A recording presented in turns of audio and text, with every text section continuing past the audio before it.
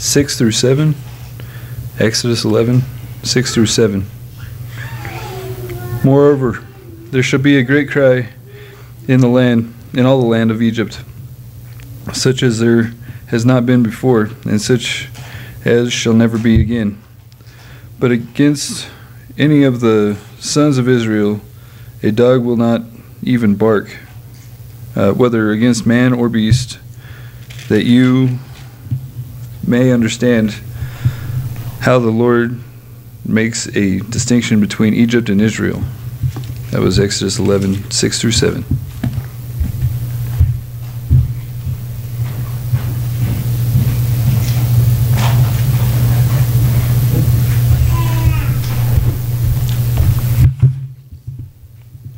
So if you take a quick glance at Exodus, I'm sure you're well aware that this is talking about the plagues when God told Pharaoh, let my people go, and Pharaoh said no, and so God, through multiple plagues, convinced him otherwise. And the reason I want to start with this verse, there's many verses in all the plagues that kind of stand out to me, but this one, I really like this one. Look just a little bit more time on it. Verse 6, you'll notice that it's describing, like if we were able to go back now and maybe walk down the streets of Egypt, you would have heard all kinds of wailing and crying. In fact, there's another passage that says no house was untouched by death. Every single house had somebody in it that had died. And so you can imagine the sound of walking down the streets of Egypt and hearing this grief that is being expressed by all the people in Egypt. And then in direct contrast, the very next verse, it's almost humorous. He says in Goshen, not even a dog will be uptight that night about the situation. And he's making a clear distinction. He says in Egypt, it's going to be all chaos and sadness. He says in Goshen, and that's where the Jews were, it was kind of almost like an island in the situation. That's where they lived. He says, whereas everywhere else will be devastation and darkness. He says, not even Fluffy is going to be upset at all. I know you have dogs that are very protective of you. Some bark at empty air, I know. But it's interesting that God focused on the dog to make his point. He says, I'm going to make sure that not even the dogs are upset that night. If you were to walk through Goshen, in contrast, and down those streets, it would have felt like just another evening. The dogs were sleeping. There was no sense that anything was wrong. Sometimes you probably have pets that will react if you're worried. They won't necessarily bark at an intruder, but they can tell if something's wrong with you. He says, I'm going to use the dogs to kind of make my point, that the dogs in Goshen are not even going to be upset at all. He's making a clear distinction. Look at that last part again in verse 7, 11:7. He makes the direct connection. He says that a dog will not even bark, whether against man or beast. And notice why. That you may understand how the Lord makes a distinction between Egypt and Israel. And I got thinking about the whole idea of him making a distinction. That's something that God does a lot in your reading of your Bible. I'm sure you've noticed he often will be, he'll kind of draw a line and say, okay, here's the situation with God, here's the situation without God. And he will do that time and time again. He will show this is what it's like if you belong to me, and this is what it's like if you don't. He's always done this. I bet you've gone through the Old Covenant and noticed how he'll say, well, here's what's clean and unclean. I don't know if you've ever thought about this. Say, okay, he looks at the animal kingdom. He says, don't mess with these animals. They're unclean, and these are clean. And somebody who might almost facetiously say, well, why not just make them all clean? Was that he created the world and then thought, wow, I really messed up on half of them, so I'm going to call them unclean. It was always from the beginning. He says, no, I'm going to make some that are off limits. And it was to teach something. It was to teach that there's a definite good and bad. This is clean and this is unclean. And he did it often to set the stage for the new covenant. That's what the word holy means. You probably are well aware of that. That sanctified means set apart. It says here's everything else, but here's the dogs of Goshen. Here's everything else besides that. And that's what being holy is being distinct and set apart. And it's to show what it's like when God's involved. Just a few examples.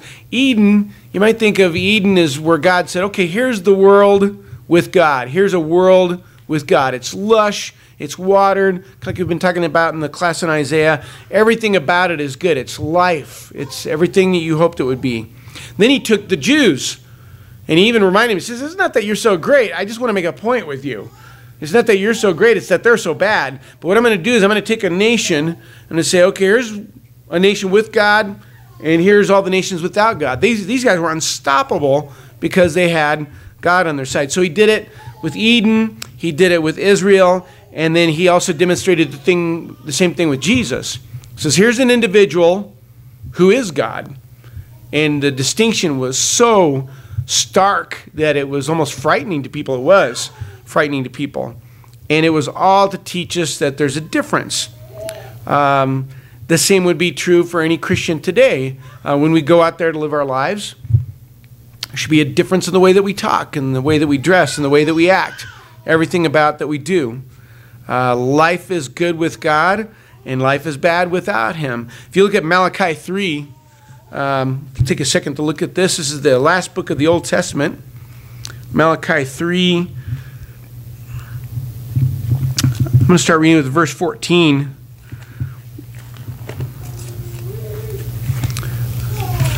Malachi 3,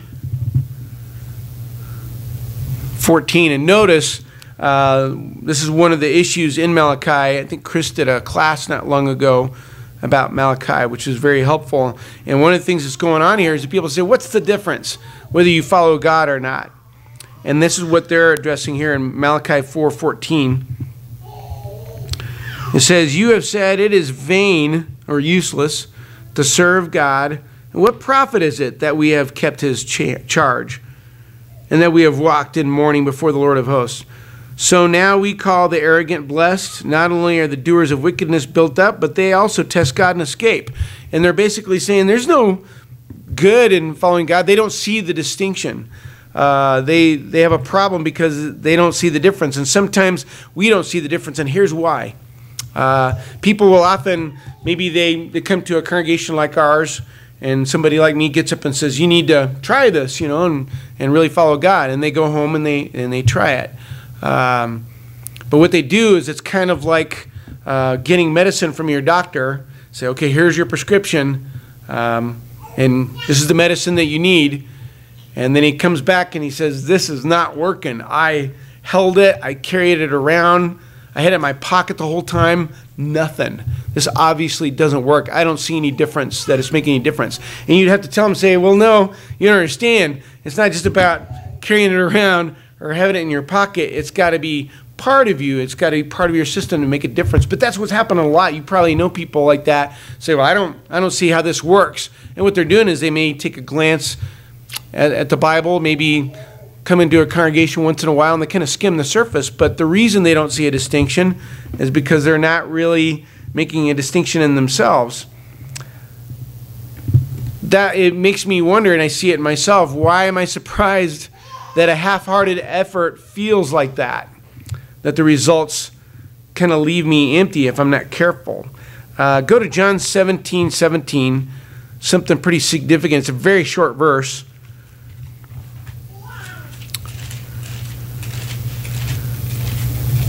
And remember, to be sanctified or holy means set apart. It's like here's everything without God, here's everything with God.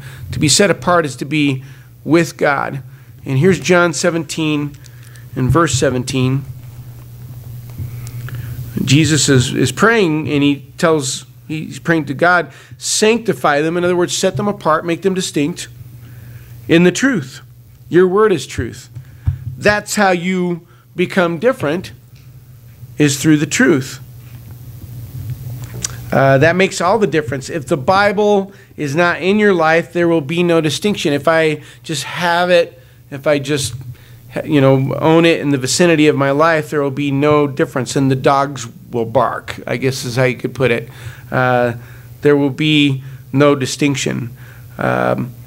We've got some some challenges coming our way. I don't know what's in store for us tomorrow or the next day. None of us do. I do know this, that if I stick close to God and I sanctify my life by going to the Word again and again, that whereas the plagues might hit everywhere around me, it's kind of like being in the eye of the hurricane. Doesn't mean I'm unfazed. Doesn't mean that I might not have concerns or have to face major trials and difficulties and fears. But there's something about living in Goshen, so to speak. There's something about belonging to God in the one last safe place on earth, and it's called the church.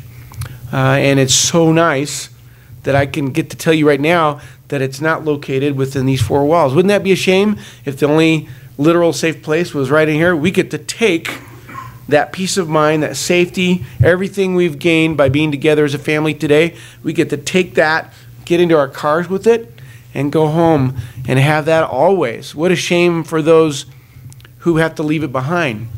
I would encourage you, before we're dismissed, we're going to sing a song to encourage each other.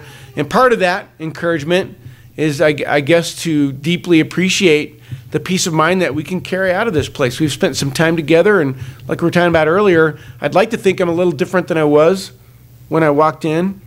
And I guess one thing I'm going to challenge myself about is to realize that whatever storms are out there, I know my Father has provided a place of safety where even the dogs aren't upset about things. And I hope this is an encouragement to you. Let's go ahead and stand together and sing.